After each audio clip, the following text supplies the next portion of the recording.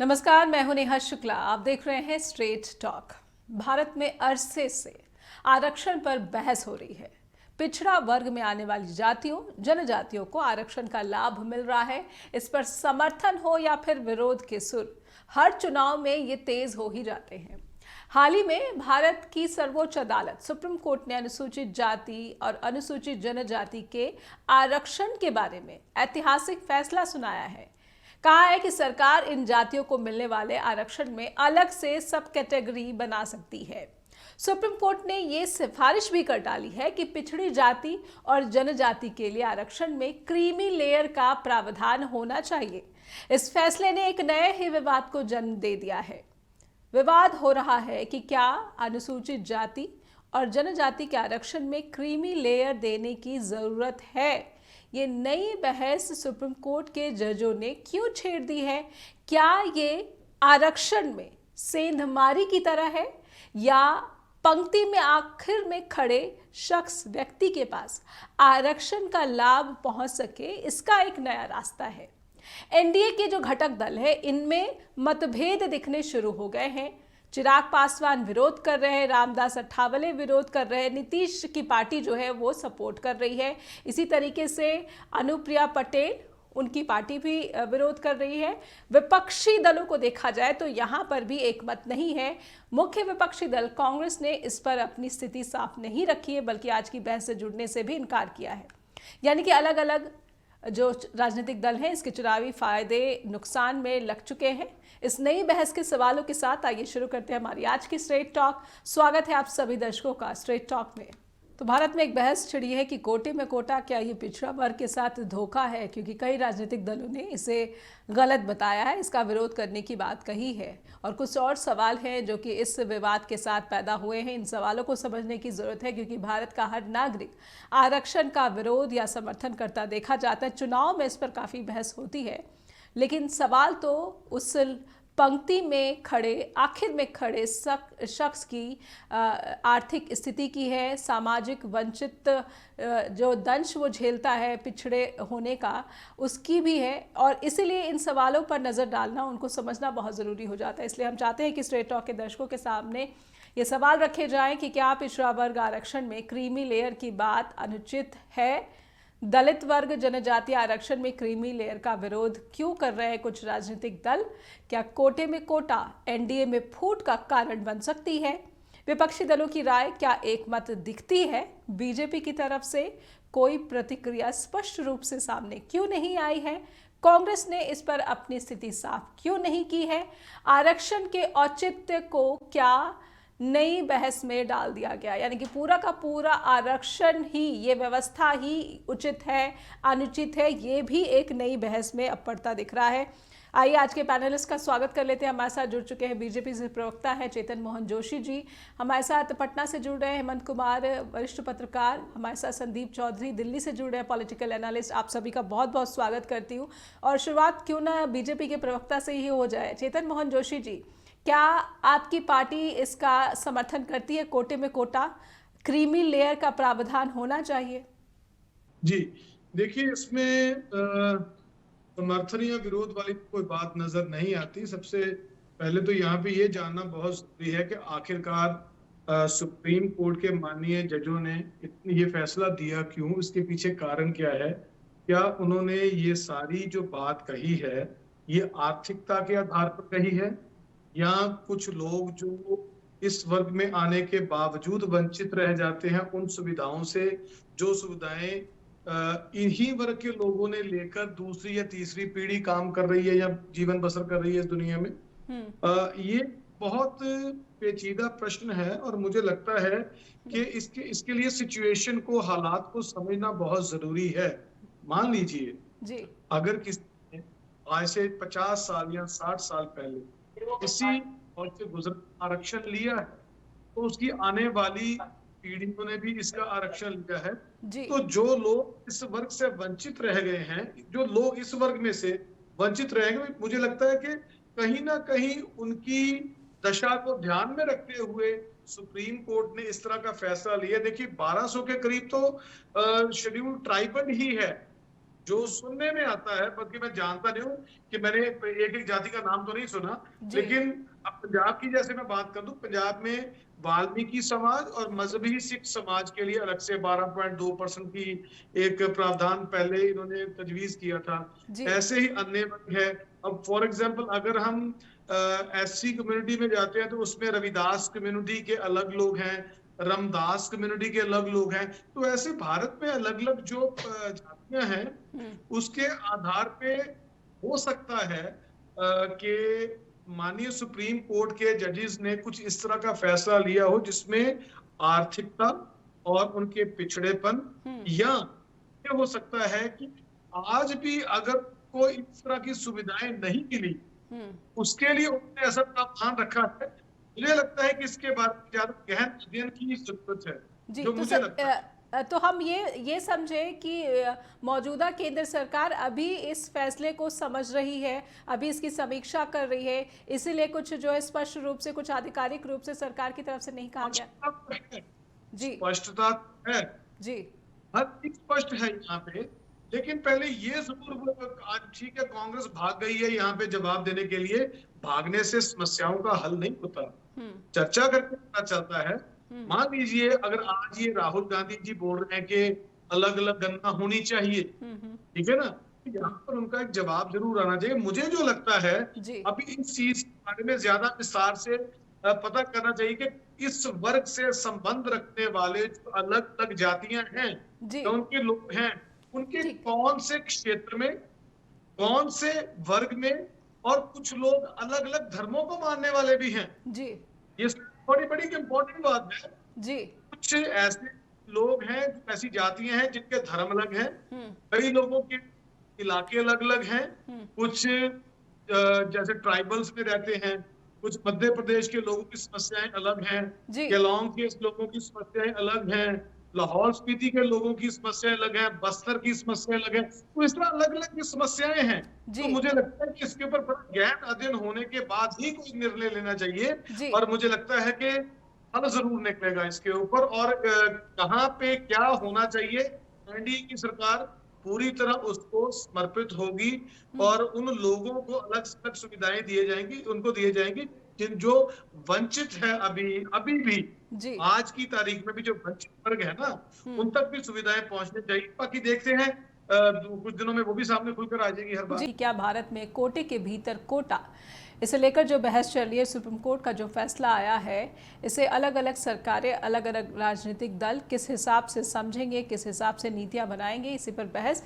कि क्या पंक्ति में खड़े, आखिर में खड़े शख्स को लाभ पहुंचाने की कोशिश हो रही है, या फिर पूरे के पूरे जो आरक्षण की व्यवस्था है इसमें ही सेंधमारी की जा सकती है। इस फैसले की अलग अलग समीक्षाओं के जरिए, नीतियों के जरिए। हमारे साथ हेमंत कुमार जुड़े हुए हैं, जो कि पटना से वरिष्ठ पत्रकार हैं। हेमंत सर, आरक्षण की आग लगातार आपने देखा कि बिहार ही नहीं बल्कि पूरे भारत की राजनीति को प्रभावित करती है। अब ये एससी और साथ ही एसटी, इसमें क्रीमी लेयर की जो बात आ रही है, आज ही एक बयान मैंने देखा था चिराग पासवान का, उन्होंने कहा कि ये बहुत गलत है, अगर ऐसा होगा तो हम विरोध करेंगे। उनके बयान को कैसे देखा जाए? एनडीए में फूट की इस बुगाहट, ये एक बड़ा मुद्दा बन सकता है। धन्यवाद। चिराग पासवान पर आने से पहले मैं चाहता हूं कि जो सुप्रीम कोर्ट का जो यह निर्णय है, उस निर्णय को देखने की जरूरत इस आधार पर है कि उसकी एक वैधानिकता, और दूसरा कि उसका क्या असर होने वाला है। सबसे पहली बात तो यह है कि सुप्रीम कोर्ट ने जो चिंता जताई कि जो आरक्षण जो है शेड्यूल कास्ट और शेड्यूल ट्राइब को, उस आरक्षण का लाभ उन समूहों में कुछ एक जातियों को मिल जा रहा है ज्यादा, और कुछ एक हिस्से को नहीं मिल पा रहा है। तो जब आप ये बात कहते हैं तो आपके पास डेटा क्या है, कहां से, किस डेटा के आधार पर आप बात करते हैं?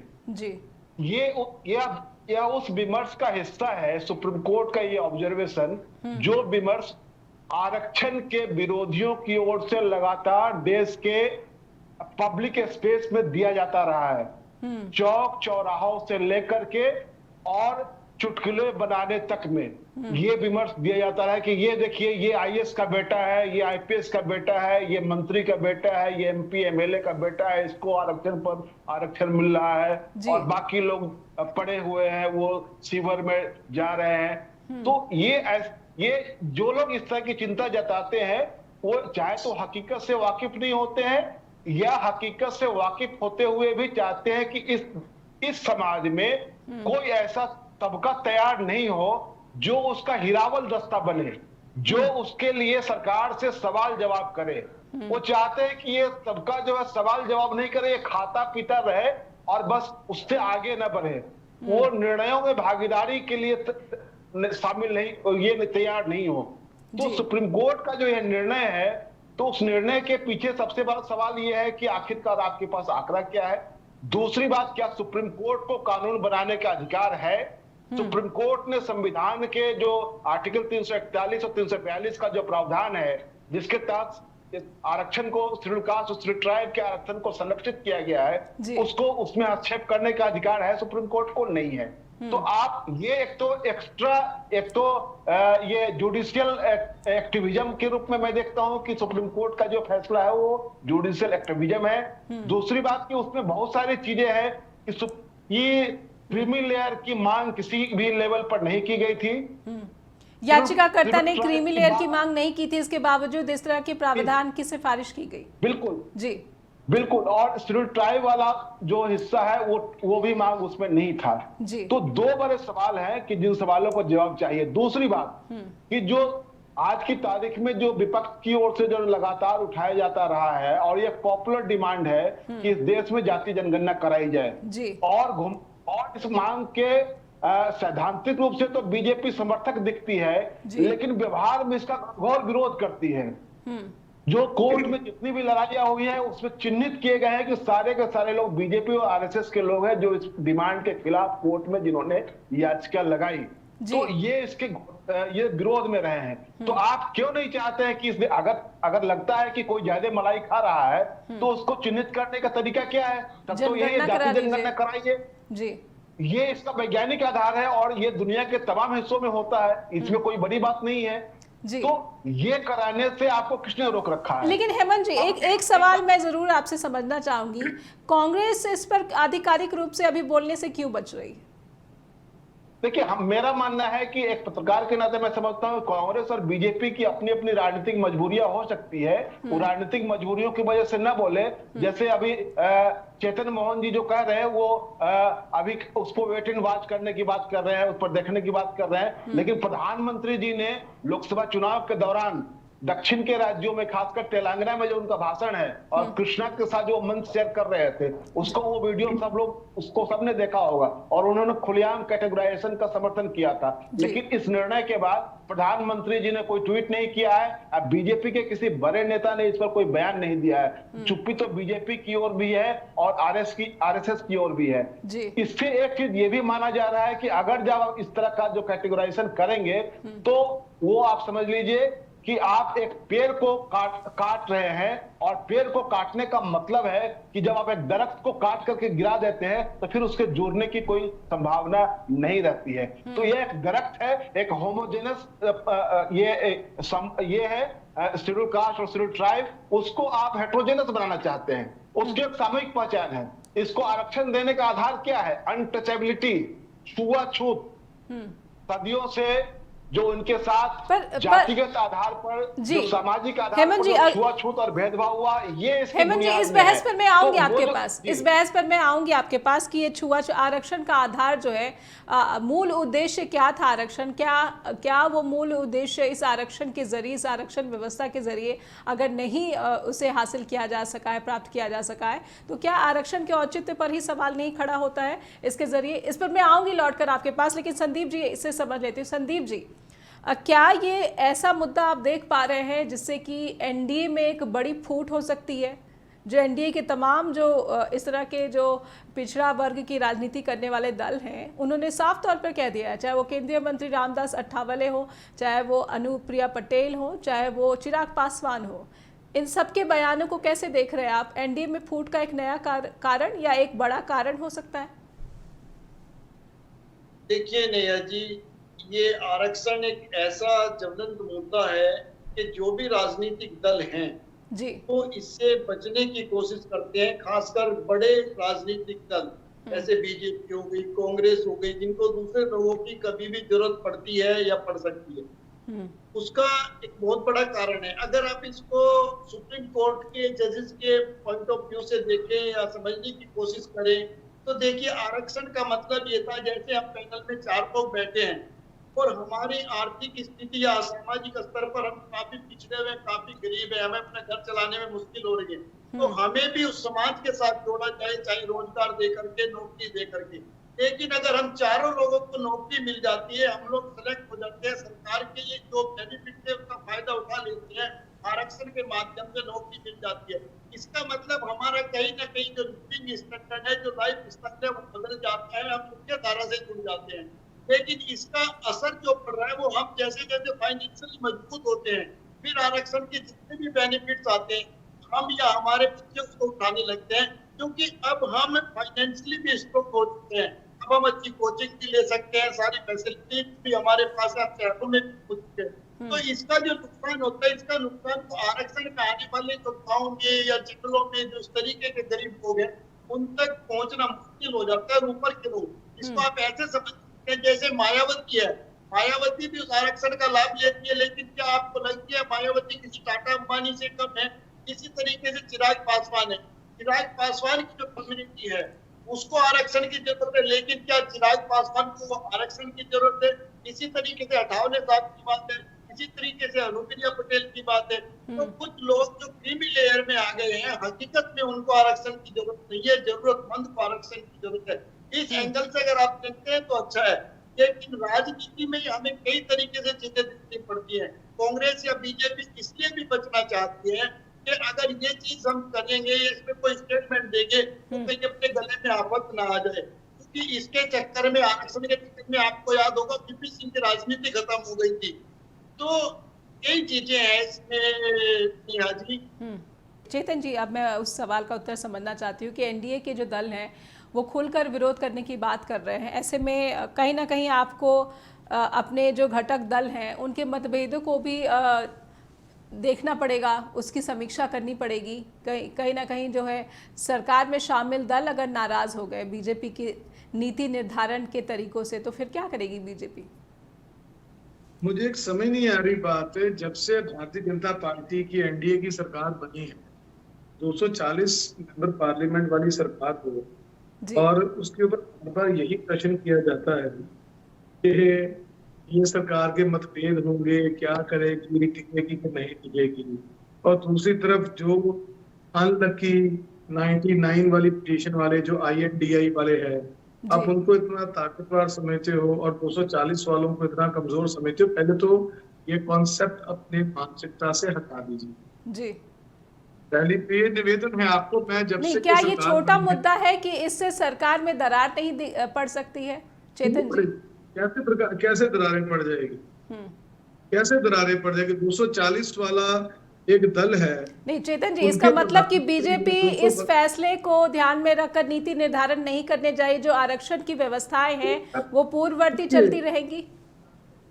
देखिए 1974 में बात उठी थी और 2004 में इसके बारे में बात पंजाब में ही हुई थी। उसके बाद एक परविंदर सिंह नाम के, देवेंद्र या परविंदर नाम है, उन्होंने इसके ऊपर एक केस भी डाल दिया था और इसको एक कहते थे कि ये ठीक नहीं है जी। आज अगर माननीय सुप्रीम कोर्ट के माननीय जजेस ने ये बात इसके ऊपर की है, तो इसको एक गहन अध्ययन में मैं बार बार बोल रहा हूँ ना, हमें इन चीजों से भागना नहीं चाहिए। क्या हो जाएगा ज्यादा से ज्यादा?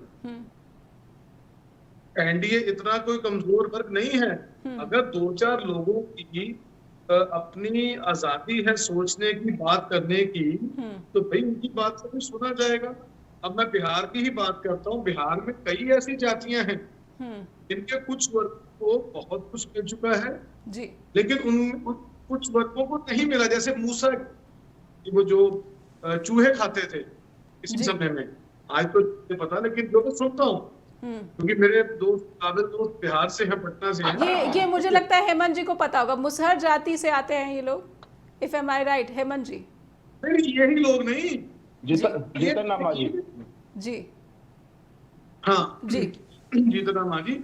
और ऐसे न जाने कितने ऐसे लोग हैं जो अलग अलग जातियों से हैं। इसमें पहली बात तो मैं बार बार बोल रहा हूँ ना कि पहले उनसे पूछना चाहिए जो इस वर्ग में रहने वाले अभी तक सुविधाओं से वंचित हैं।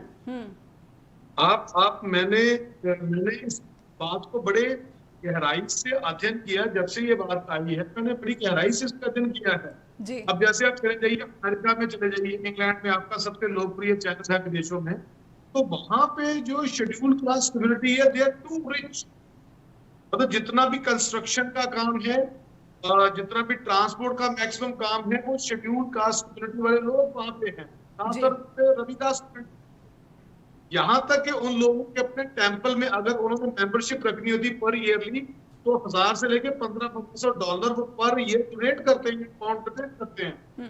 तो अब यहाँ पे ये बात आ जाती है कि जो वर्ग इस तक नहीं पहुंच पाते, अब आप देखिए झारखंड में चले जाइए, झारखंड में कई ऐसे इलाके हैं, बंगाल में कई ऐसे इलाके हैं। तो वहां पे अगर इस चीज के बारे में अगर कुछ थोड़ा सा संज्ञान लिया है माननीय सुप्रीम कोर्ट ने, तो कुछ ना कुछ देखा होगा। बाकी मुझे लगता है कि जो 2-3 पीढ़ियां इस चीज को, इन सुविधाओं को ले चुकी हैं, उनके सबसे चुनौती आ गई है उन्हीं के वर्ग के लोगों की, कि जो उन्हीं के वर्ग के लोग इसमें नहीं आ पा रहे, सुविधाओं से वंचित। दूसरी बात देखिएगा, पीछे ये भी केस बड़े पाए थे कि जो लोग थे तो जनरल कैटेगरी के, लेकिन उन लोगों ने अपने सर्टिफिकेट बना लिए थे अनुसूचित जातियों के।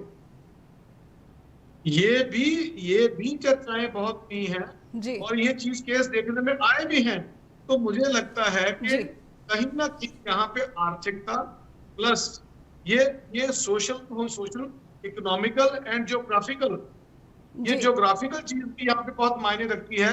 मान लीजिए ठीक है चेतन जी, एक सवाल का जवाब दे दीजिए। क्या बीजेपी ये मानती है कि आरक्षण का जो मूल उद्देश्य था वो आर्थिक रूप से संपन्न बनाना था, ना कि समाज में जो है बराबरी का हक दिलाना था? बीजेपी ये मानती है?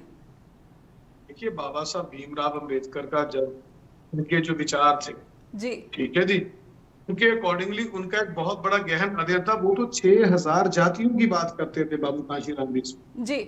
आप इस मुद्दे को अगर आप समझते हैं ना, तो इस मुद्दे में अगर एक रविदास कम्युनिटी है तो उस कम्युनिटी में कई प्रजातियां, मतलब कई जातियां हैं जी, कई जातियां हैं, उनमें गोत्र पूछते हैं जी।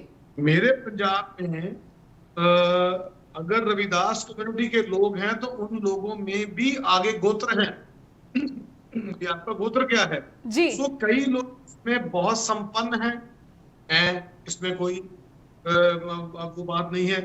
फॉर एग्जांपल मैं बताता हूँ, एक चमार रेजिमेंट होती थी जी। संक्षेप में, समय बहुत ही सीमित है चेतन जी, सवाल बहुत ज्यादा है। पहले चमार रेजिमेंट होती थी जो बाद में जो अंग्रेजों ने जापानीज के खिलाफ तैयार की थी और बाद में वो आजाद हिंद फौज में शामिल हो गई। उनके एक जो मेरे ख्याल एक जो शायद लास्ट ही होगा जिनसे वो जो सैनिक थे उनसे गुफ्तगू होने का एक मेरे को मिला था, मौका मिला था। तो यहाँ पे ये मैं बात बोलता हूँ, जैसे चमड़ा का काम करने वाले लोग थे, आज चमड़ा इंडस्ट्री इन लोगों के पास है, दे आर टू रिच। अब उस कम्युनिटी के सारे लोग रिच नहीं है जी। तो यहाँ पे मैं वही बोल रहा हूँ कि ये एक बहुत बड़े गहन अध्ययन के बाद जहाँ पे सुप्रीम कोर्ट ने ये एक ऑर्डर दिया, माने सुप्रीम कोर्ट ने, इसके ऊपर सबसे ज्यादा सोचना इन्हीं जातियों के लोगों ने है। हेमंत जी से सवाल ले लेते हैं। हेमंत जी बेसलेस है, ठीक है। हेमंत जी, बीजेपी को लगता नहीं है कि ये वो कोई बड़ा मुद्दा है जिससे कि एनडीए में दरार आ सकती है? क्या आपको भी यही लगता है कि एनडीए में ये कोई बड़ा मुद्दा नहीं बनेगा, क्योंकि आरक्षण व्यवस्था पर कुछ खास बदलने नहीं वाला है? नेहा जी, थोड़ा मुझे टाइम दीजिएगा, मुझे बोलना है, क्योंकि ये गंभीर विषय है, इसलिए वो दो लाइन में निपट नहीं सकता है। ठीक है। सबसे पहली बात तो है कि जो लोग एनडीए में इसका विरोध कर रहे हैं, चिराग पासवान जी को सीधा कहना चाहिए कि सरकार इसका अध्यादेश ला करके सुप्रीम कोर्ट के फैसले को बाईपास करे। वो कहने की अगर हिम्मत करते हैं तो माना जाएगा कि उनके विरोध में दम है। अन्यथा वो तो मोदी जी के सबसे बड़े हनुमान है, वो जो कहते हैं और क्या करते हैं वो तो दिखाई दे रहा है। ठीक है। लेकिन जो दूसरी बात मैं कहना चाह रहा हूं कि जो लोग कह रहे हैं आरक्षण का कोई, ये जो शेड्यूल कास्ट और शेड्यूल ट्राइब के लिए जो आरक्षण है उसका वो आर्थिक आधार पर आरक्षण नहीं है जी। और आरक्षण कोई गरीबी उन्मूलन का कार्यक्रम नहीं है। आरक्षण और अनटचेबिलिटी जो है, जिसको छुआछूत कहते हैं, वो पूरे देश में एससी शेड्यूल कास्ट और शेड्यूल ट्राइब के लोगों पर एक ही तरह अप्लाई होता है। वो आंध्र प्रदेश का अछूत हो या पंजाब का अछूत हो या दिल्ली का अछूत है या हरियाणा का अछूत हो, सबके साथ एक तरह से व्यवहार होता है, सबको साथ एक तरह से अछूत समझा जाता है। और ये बीजेपी और आरएसएस के एजेंडे पर जाता हुआ मुझे दिखाई देता है। सुप्रीम कोर्ट का फैसला 2017। एक मिनट चेतन जी मैं आऊंगी आपके पास, हेमंत जी को बात पूरी करने दीजिए। चेतन जी मैं वापस आऊंगी जी, आप चेतन जी वापस आऊंगी, मैं आपको पूरा मौका मिलेगा। हेमंत जी को बात रखने दीजिए, उन्होंने शुरुआत में कहा था कि वो पूरी बात रखना चाहते हैं। एक बात बोलना चाहता हूँ तो सुनाने दीजिए, जो मर्जी बोले। पहले तो अपनी सोच को थोड़ा सा अपग्रेड कीजिए। पंजाब में कोई छुआछूत नहीं है भाई साहब, ये अपने दिमाग से निकाल दीजिए। चेतन जी कहा नहीं है, भारत की जो कड़वी सच्चाई है कि छुआछूत जो है ये भारतीय समाज का सबसे बड़ा दाग है। चेतन जी हो गई बात, ठीक है, ये समझाने की जरूरत नहीं है। मैं जो मुझे अपनी ठीक बात करने है, दीजिए। हेमंत जी को बात रखने दीजिए। चेतन जी मैं वापस आऊंगी। ये जो है किस तरह से मुख्यमंत्री आवास को भी धोया जाता है, गंगा जल से जो है उसका पवित्रीकरण किया जाता है, भारत में ऐसी राज्य सरकारें भी हमने देखी हैं। ठीक है, हेमंत जी को बात पूरी करने दीजिए, मैं आऊंगी आपके पास। चेतन जी समय का थोड़ा सम्मान करें। चेतन जी मैं आपके पास आऊंगी, हेमंत जी बात पूरी करें। गलत है। हमारे पंजाबी कम्युनिटी में छुआछूत नाम की कोई चीज नहीं है। अपनी नॉलेज को अपग्रेड कीजिए, वरना हमारे गुरुद्वारों में आ जाइए, मंदिरों में आ जाइए, देख लीजिए। छुआछूत नाम की कोई, हम उसी संगत पंगत वाले लोग हैं जी। हमारी संगत। हेमंत जी नेहा जी, 2017 में आरएसएस के तत्कालीन प्रचार प्रमुख मनमोहन वैद्य ने एक बयान दिया था कि आरक्षण समानता के सिद्धांत के खिलाफ है, उन्हें मौके दीजिए, आरक्षण नहीं। वैद्य के इस कथन का मतलब यह है कि आरएसएस और बीजेपी चाहती है कि जो अनुसूचित जाति के लोग जो हैं वो उनको खाने कमाने लायक बना दीजिए, उनको निर्णयों में हिस्सेदार मत बनाइए। आरक्षण जो है, जो बाबा साहब ने जो इस आरक्षण का प्रावधान किया संविधान में, उसका मतलब है निर्णयों में हिस्सेदारी का सवाल। आरक्षण जो है हिस्सेदारी का सवाल है, आरक्षण प्रतिनिधित्व का सवाल है जी। और ये जो आरक्षण इनको एससी एसटी को दिया गया है वो अनटचेबिलिटी उसका आधार है। दूसरी बात यह है कि आरक्षण के जरिए अगर कोई आदमी सशक्त होता है, ठीक है, अगर वो संपन्न होता है तो उसकी सामाजिक हैसियत नहीं बदल जाती है। हेमंत सर, क्या ये मुद्दा ये हमने देखा है रामनाथ कोविंद जी के साथ जो जगन्नाथ मंदिर में हुआ था, उसमें हमने देखा है। रामनाथ कोविंद जी के साथ पुष्कर में जो हुआ था वो हमने देखा है। द्रौपदी मुर्मू जी के साथ जो दिल्ली में हुआ है वो हमने देखा है। और द्रौपदी मुर्मू जी को राम मंदिर के प्राण प्रतिष्ठा समारोह में न बुलाया जाना वहां हमने देखा है। और हमने देखा है जब जीतन राम मांझी मुख्यमंत्री बने थे तो उनको एक बस के ये क्लीनर को यह कहते हुए जब उनका काफिला गुजर रहा था और पुलिस ने उस काफिले को रोका क्योंकि सीएम का काफिला जा रहा था, तो उसने जब लोगों ने पूछा क्या बात है, क्यों बस रोक दी गई, तो उसने कहा कि मुशर्रफ मुख्यमंत्री आ रहा है। आप समझ लीजिए कि ये जो रिमार्क है उसके जरिए आप समझ सकते हैं कि आपकी सामाजिक हैसियत कहां है। आपको कितना भी बड़ा पद मिल जाए, आप राष्ट्रपति बना दिए जाइए, आप मुख्यमंत्री बना दिए जाइए, तो ये जो दृष्टिकोण है, ये इस दृष्टिकोण को आप अगर नहीं समझेंगे तो आपको लगे कि आरक्षण के जरिए कुछ लोग मलाई खा रहे हैं।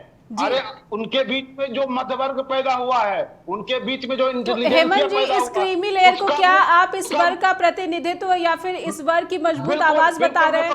कि उसकी आवाज मजबूत आवाज है जिस पर प्रहार करने की कोशिश है। ठीक है, संदीप जी के पास जाती हूँ।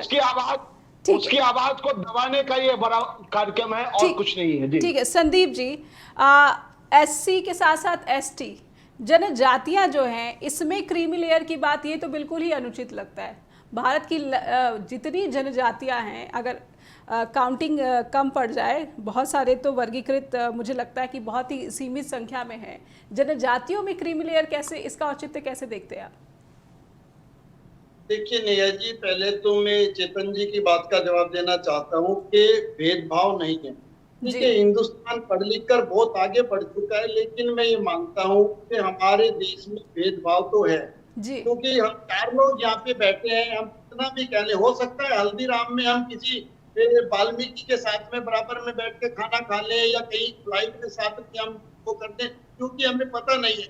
लेकिन अगर आप मालूम है आपको कि अभी बराबर में ये काम करके आया, फ्लश साफ करके आया, या उठा के आया, और ये बंदी है या ये वाल्मीकि समाज से आता है, तो शायद आप उसके साथ खाना शेयर नहीं कर सकते, उसके साथ बैठ कर चाय कॉफी नहीं दे सकते। ये हमारे दिलो दिमाग में घुसा हो गया, अभी तक निकला नहीं है। आगे आने वाले टाइम में शायद निकल जाए, वो एक अलग बात है। ये चीजें, हम गुरुद्वारे में जाते हैं, सब लोग साथ में बैठ के खाना खाते हैं, हमें नहीं पता बराबर में कौन खा करके चला गया। लेकिन हमारे घरों में अभी गुरुद्वारे बनने बाकी हैं, हमारे घरों की भी वो स्थिति आ जाए, हमारे भाई बहनों की, हमारे। ठीक है संदीप जी, तो क्या आप भी मानते हैं कि अगर SC और ST में क्रीमी लेयर को कर दिया जाए तो इस वर्ग की मजबूत आवाज जो है वो दब जाएगी, वो कमजोर हो जाएगी? आपका भी यही मानना है?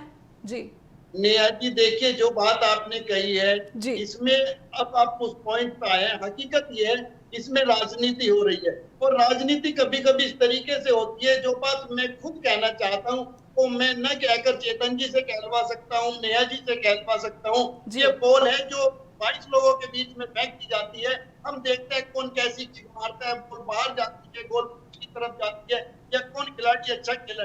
हकीकत यह है, कहीं न कहीं कुछ राजनीतिक दल या कुछ राजनीतिक लोग हैं जो चीजों को ऑब्जर्व कर रहे हैं कि कैसी स्थिति हो सकती है, कैसी स्थिति देश में पैदा हो सकती है, क्या उसको संभाला जा सकता है, या मौके पर पेनल्टी ली जा सकती है और गोल मारा जा सकता है। क्योंकि जो आरक्षण है नेहा जी, ये बहुत टाइम से लोगों के दिलो दिमाग में कांटे की तरह, और इस कांटे को वो निकालना चाहते हैं, हालांकि अभी तक वो सफल नहीं हुए। ठीक है संदीप जी, चेतन जी से मैं कुछ कंक्लूडिंग रिमार्क समझना चाहूंगी, लेकिन साथ में एक चीज़ जोड़ देना चाहूंगी। मुख्य विपक्षी दल कांग्रेस और कांग्रेस की तरफ से बागडोर जो संभाल रहे राहुल गांधी, इनकी जो तस्वीर आती रहती है चेतन जी, अभी हाल ही में वो एक जूता सिलने वाले के पास पहुंच गए, उन्होंने जूता सिला और इसकी भी काफ़ी तारीफ हो रही है। तो कहीं ना कहीं अपने व्यवहार से कांग्रेस के जो नेता है वो दर्शाने की कोशिश करते हैं कि वो हर एक व्यक्ति, चाहे वो कितना भी पिछड़ा क्यों ना हो, पंक्ति में कितना भी आखिर में खड़ा क्यों ना, क्योंकि यहाँ पर कांग्रेस का कोई प्रतिनिधित्व तो नहीं है, लेकिन मैं समझने की कोशिश कर रही हूँ कि कांग्रेस के प्रतिनिधि होते हैं तो वो किस तरह से अपना पक्ष रखने की कोशिश करते हैं। इस पर बीजेपी क्या कहना चाहेगी? और हमारे जो दोनों यहाँ पर सज्जन बैठे हुए, इन्होंने जो अपनी चिंताएं व्यक्त की हैं क्रीमी लेयर को लेकर, बीजेपी क्या इस पर भी समीक्षा करेगी? कांग्रेस के इस पक्ष को लेकर क्या कहेगी? देखिए हाँ जी, मैं एक ब्राह्मण परिवार से, और पंजाब में क्या हुआ सबसे पहले सुनिएगा ध्यान से जी। 47 के मुसलमान यहाँ से चले गए, उनकी दरगाहें यहाँ पे थी जी, और वहां ने भी दिए जगाए गए, वो नॉन मुस्लिम लोगों ने जगाए। मेरे घर के साथ एक जगह बाबा बालाशाह, मेरे घर के अंदर ही आती हुई जगह, हम हर वीरवार पे, चलिए ये तो बहुत अच्छी बात है जी। हमारी सुन लीजिए पहले सुन लीजिए, ये आप लोगों के जहन में होगा। हमारी जो संस्कृति है, चारों दरवाजे खुले हैं हमारे दरबार साहब के।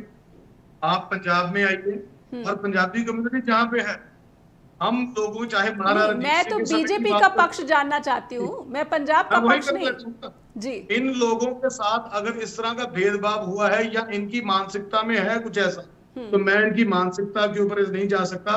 हमारे ठीक है चेतन जी, हेमंत जी ने सीधे सीधे रामनाथ कोविंद और द्रौपदी मुर्मू के जो किस्से हैं उसके बारे में सवाल उठाया है। चेतन जी, द्रौपदी मुर्मू और रामनाथ कोविंद, मैडम भारतीय जनता पार्टी चाहे RSS, सुबह आके हमारी शाखा में आ जाइएगा। समय समाप्त हो गया, माफ कीजिएगा संदीप जी, समय समाप्त हो गया। चेतन जी बात संक्षेप में रखें, समय समाप्त हो गया। चेतन जी समय समाप्त हो गया, संक्षेप में बात रखें। सबकी बात पता की जय बोल रहे होंगे, वहां पे किसी से कोई भेदभाव नहीं होता। अगर भेदभाव है तो आप लोगों के विचारों में हो सकता है, आप लोगों की मानसिकता में हो सकता है। ना कभी हमारी शाखा में भेदभाव हुआ, ना कभी भारतीय जनता पार्टी ने इस तरह का कोई भेदभाव किया। आप लोगों के साथ, अगर आप लोगों की ही कम्युनिटी के कुछ लोगों ने ऐसे किया होगा या वहां के लोग करते होंगे, तो भैया तो समझाइए। हम RSS की शाखा से आते हैं, हमारी शाखा में दांत निकालने की जरूरत नहीं भाई साहब। RSS अपने जन्मकाल से आरक्षण के खिलाफ रहा है जोशी जी। अपने पास रखो। ठीक है, हमारी शाखा में मान सम्मान में चेतन जी समय समाप्त हो गया, एक लाइन में कंक्लूड करें। चेतन जी समय, हेमंत सर निवेदन है, समय समाप्त हो गया। चेतन जी एक लाइन में कंक्लूड करें। हाँ, जोड़ता हूँ आपसे मैं, ये इस तरह के विचार देने बंद कीजिए, लोगों में भड़काना बंद कर दीजिए। ये कोई जनरल कैटेगरी वर्सेस एससी की डिबेट नहीं चल रही, ये उस वर्ग में चल रही है जिस वर्ग के भीतर एक ऐसा वर्ग है जो भी वंचित है जी। समस्याओं को ठीक है, तो उस वर्ग की चिंता बीजेपी को ज्यादा दिख रही है। ठीक है, समय समाप्त हो गया। चेतन जी समय समाप्त हो गया, समय समाप्त हो गया। हेमंत जी समय समाप्त हो गया। संदीप जी माफी चाहूंगी, आपका सवाल नहीं ले सके क्योंकि समय की का अभाव था। बहुत बहुत धन्यवाद करना चाहूंगी, आप सबने अपना कीमती वक्त दिया। स्ट्रेट टॉक के साथ जुड़े दर्शकों से अनुरोध करना चाहूंगी कि आप कोटे के भीतर कोटा, क्रीमी लेयर, वो भी इसमें क्रीमी लेयर की जो बात सुप्रीम कोर्ट ने अपनी टिप्पणी में कर दी है, अपने फैसले में टिप्पणी कर दी है, सिफारिश कर दी है, इसे लेकर क्या राय रखते हैं हमें लिखना ना भूलें। info@justbroadcasting.com और neha@justbroadcasting.com पर भी। अपना ख्याल रखिए, फिर होगी मुलाकात। धन्यवाद।